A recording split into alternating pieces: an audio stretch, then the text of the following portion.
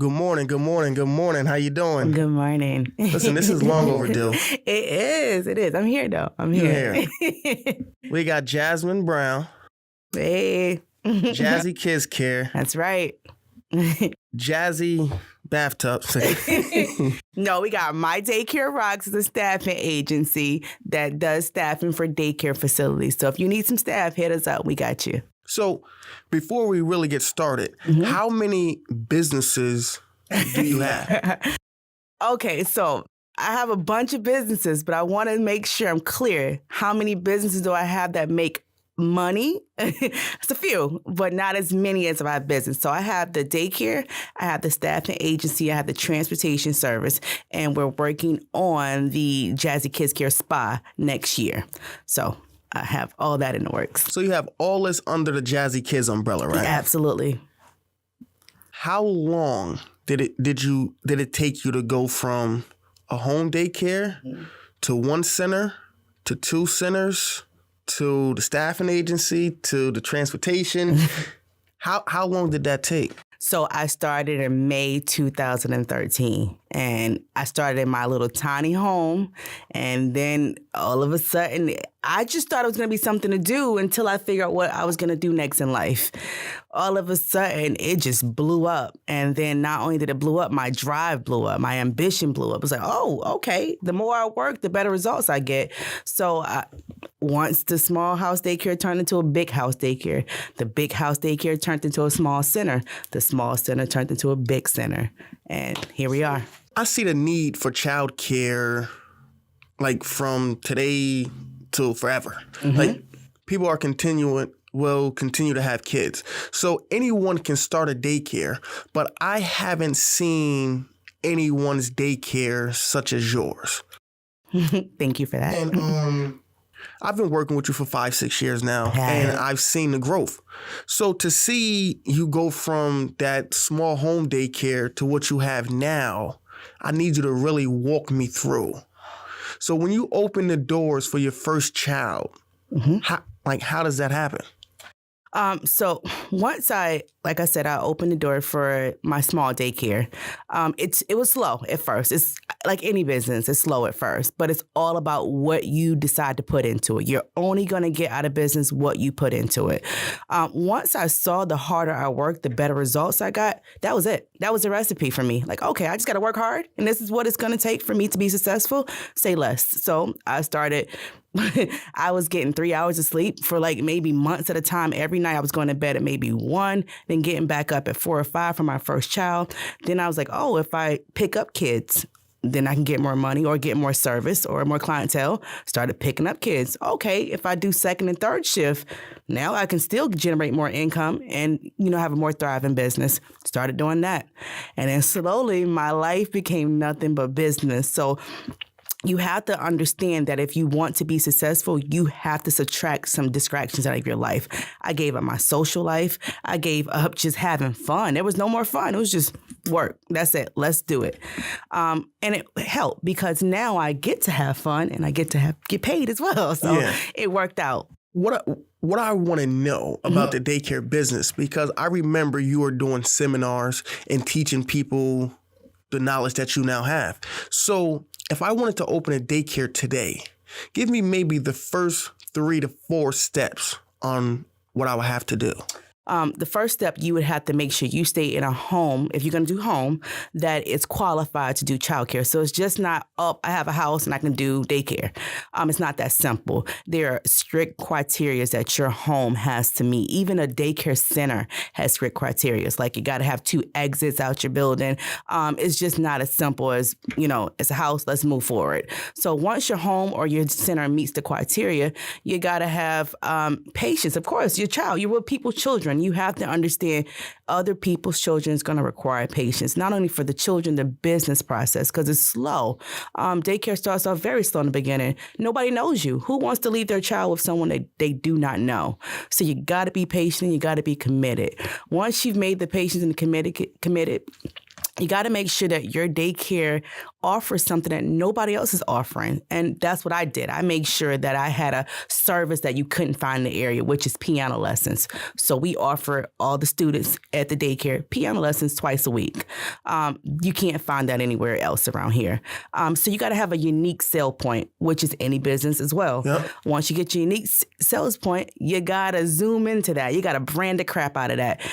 You know, everything I have is branded, even down to my shirt today. My school bus is branded today. You cannot go in this town and not see Jazzy Kids Care or hear about it, because I've invested so much money and time in branding my business and making sure it has a positive name and a positive image as well.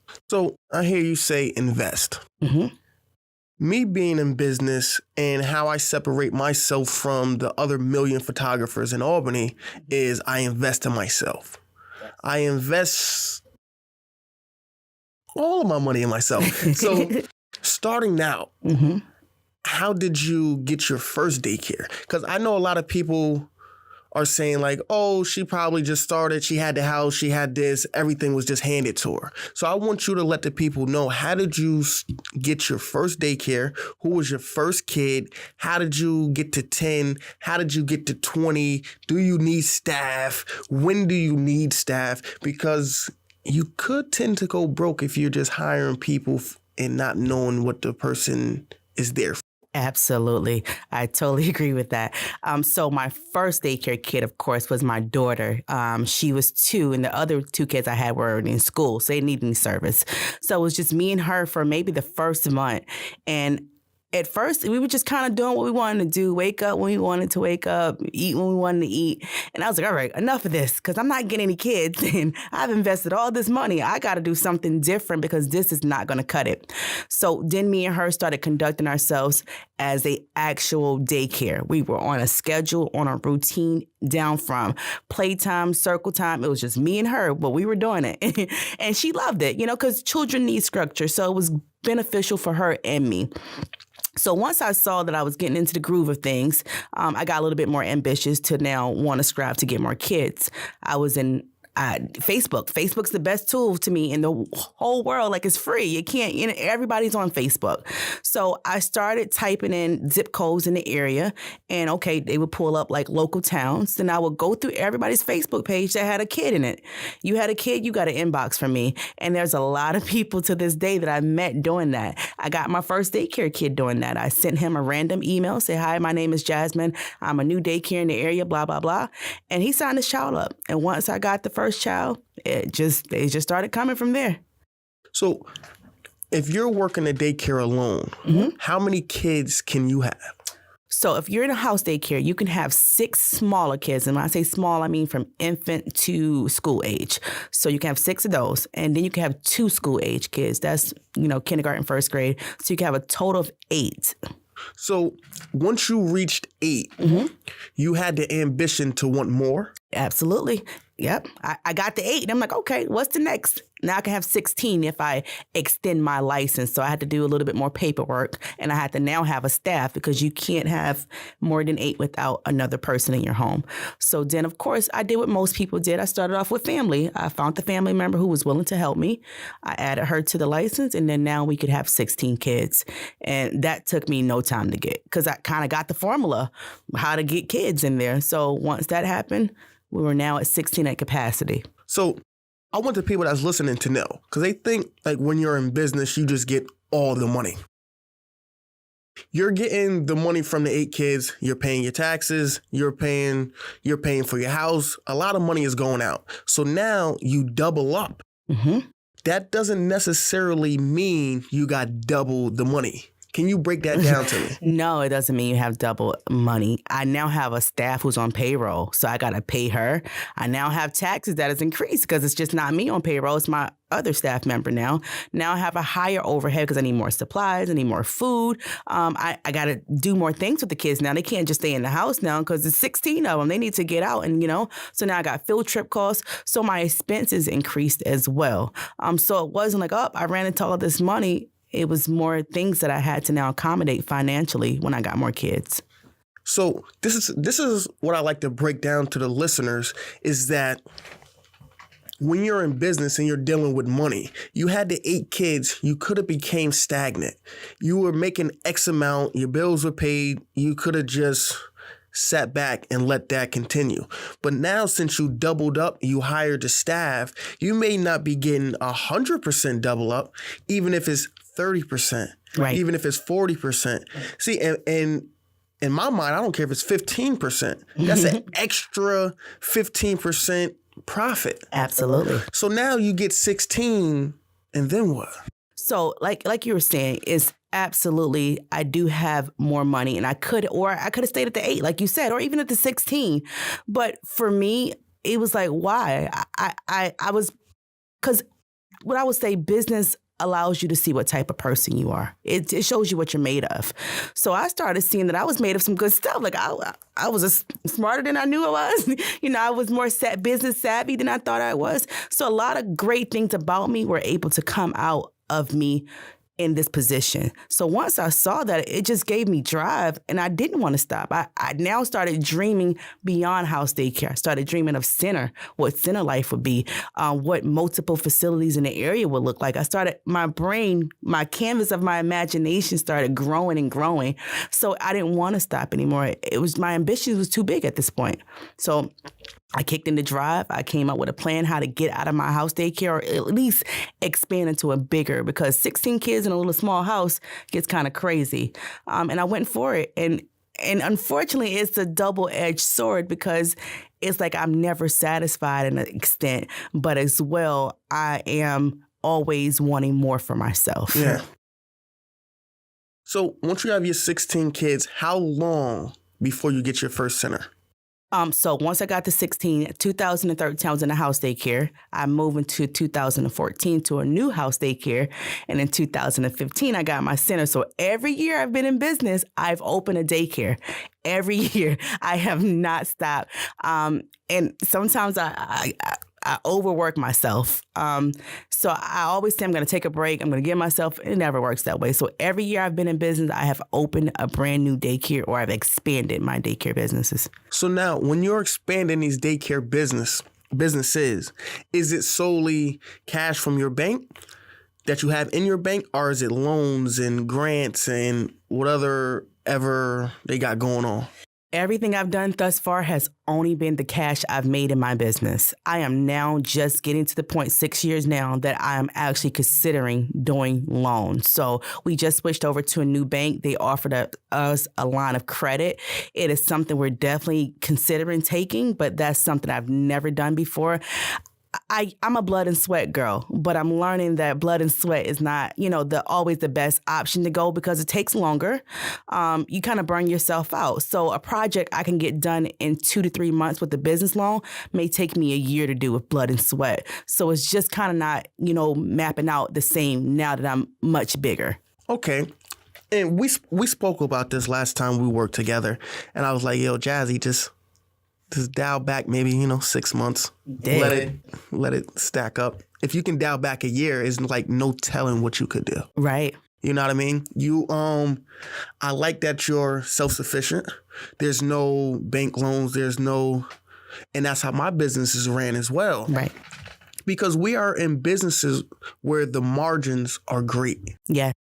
You know what I mean? So if you mess up in a photography business or a daycare business, that's like really on you. Right. True.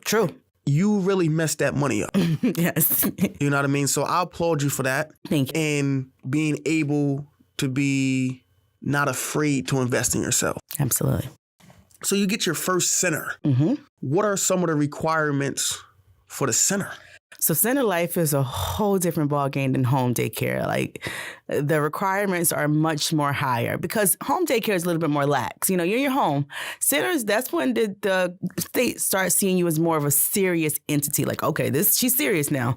So you get more inspections. So you got to be prepared for that. You got to have a little bit more staff. So opposed to me just having to have one staff in my home, now that I have center, I had to have 3. And it was for like almost the same amount of kids. So it was like, all right, you got to have more of an intense inspection. Like I was saying, the building I went through maybe 6 inspections before they cleared my building. You have to have things like now insurance. When you're at home daycare, they don't require any insurance. You got to have a certificate of insurance for commercial property. And insurance is high for daycare because, daycare is a liability, but it's a high liability business. So it's not such a drastic things that are different, but it's just more costly for you once you get in center. So you got to make sure that you're prepared for a higher overhead in center if you want to do it. If you like your low overhead and the lax feel, you might want to stick to home daycare. But if you're ready for more of a higher overhead, but better rewards, center is definitely the angle you want to be because you have more freedom now. Home daycare, I couldn't leave. I couldn't, maybe once a month I could leave. Center, I haven't been to work in almost 4 days now. So it's like, all right, I get to call and FaceTime them. How you guys doing? They're fine. Everything's all right. Email me this. Work from home. I didn't have that luxury at home daycare. I love it. So you say you can work from home. Mm-hmm. Are you setting yourself up to retire before 40? What? 38. I did not want to see 40, and I'm still stepping in anybody's daycare, mine's or anybody's. I definitely want to be able to have my time for just me at 38. I put in a lot of hours, a lot of years, and I've compressed it a lot of work in a small point of time. And I know people like, well, that's early 38. But if you knew how much time I've gave to my business, it's definitely time. So 38 would be good for me. If I have to make 40, that's fine. I just want my business. The plan is to have the businesses to run on their own. And that's hard, especially if you're a person who holds tight to their business. It's scary, but you got to let it go if you want to be free. You got to delegate. You got to find people in there that's trustworthy that you can say, okay, she's going to run my business or he's going to run my business to the standard that I like. I love that because I see the financial freedom that you're setting up for yourself. And you say the amount of time that you put in. No one could take that away from you because you did 6-7 years now, right? But in the grand scheme of things, it's really not that long. Like you did it and you could step away now if you would like to. I could. But you're still pushing forward to set yourself up, to set your kids up, to set the people up that's working for you. Right. And so it's not solely someone is working for you, they're growing with you. Absolutely. And that's my thing too. You gotta, if you want your business to be successful and you want your staff or the people that's overseeing your business to give your business the best that they can give it, you have to make sure it's beneficial to them as well. Anybody that's working for me grows with me. That's a requirement. You're going to go wherever I'm going, you're going to. We're going together. I'm not just giving you crumbs while I eat the whole loaf. We're going to, I'm very gracious with the people I have. I appreciate them because without them, I couldn't be successful. I couldn't make sure that the kids that we service are protected, that are getting the best quality of care possible. They have to trust me and I have to trust them as well. And part of trust is not being greedy and taking all the funds for you and giving them nothing. Like, who wants to do a good job under those circumstances? So now, what I see for you, that what you even have now, because at the Green Island location, right, you have 3-4 different rooms, like the bathroom blew me away. Like I walked into the bathroom, you got the stalls is colored, branded, I said, this is just crazy. But lost my train of thought.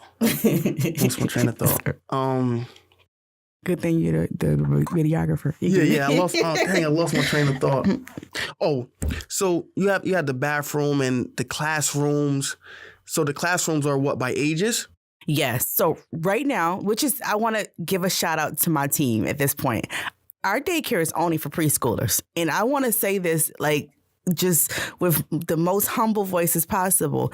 Preschool is the hardest age group to service because there's so many free Head Starts, free preschools in the area. Like, we're in competition with schools, with free Head Starts, with so many agencies that for me to stay at capacity is amazing because I have one of the hardest age groups to fill. So we started off with 3 to 5. I thought I only wanted to do preschool. It's like, okay, I just want to make a musical preschool and leave it like that. But once in business, there was a need for toddlers and infant. And I didn't want to do toddlers and infant. I'm like, no, I just want to stay at preschool. But you can't ignore your need. We're getting phone calls every day for toddlers. So I'm like, all right, we got to do something. So we have 2 preschool rooms and a toddler room we're opening and an infant room we're opening. And we just got the lease for the next side, which is another 3,000 square feet. So now we're going to have like maybe 4 preschool rooms, 3 toddler rooms, and 3 infant rooms. So we're going to be servicing all age groups next year. So what I'm seeing is what you have is a mini school. I really don't like to call what you have going on a daycare. Right. Because the kids are going in and they're learning. Absolutely. This isn't just drop your kid off, we're going to watch movies all day, and you pick them up when you pick them up. Right. You have the meal prep. You have a meal plan. You have guests coming in teaching them whatever they're teaching them. Right. Let me see what I know off the top of my head. You may have an app where the parents can see the kids during the day. Let me help you out. We have lesson plans. We have strategic lesson plans. Like, these are just not, no, you find online and cut them out. We are trying to get these kids ready for kindergarten. Not only am I a child care provider, I'm a child advocate. That's my field. So I'm tired of seeing my kids go to school. And when I say my kids, just kids in this area, getting put on medication, getting just labeled as something they're not, only because no one gave them the things they needed before school started. Kids need to understand structure before they start school. Kids need to understand that we're going to have to stand in line when we go to school. If you haven't taught a kid to stand in line from the ages of 0 to 5, how can you expect them to learn that when they get to kindergarten? And now you have a school system who's saying, oh, he's out of control. He needs medication because he can't sit still. Well, no one's taught him how to sit still. So I made it sure that was my business to teach these kids all these things they're going to need to know in kindergarten. So when they get to school, they're not struggling with these and getting placed on medication or saying they have autism or ADHD or any of these things, because we're teaching them these things. I love it. Yeah, so you have the Jazzy Kids Care School. That's what I like. That's what I like. That's fine with me. So what's next for Jazzy Kids Care under the umbrella?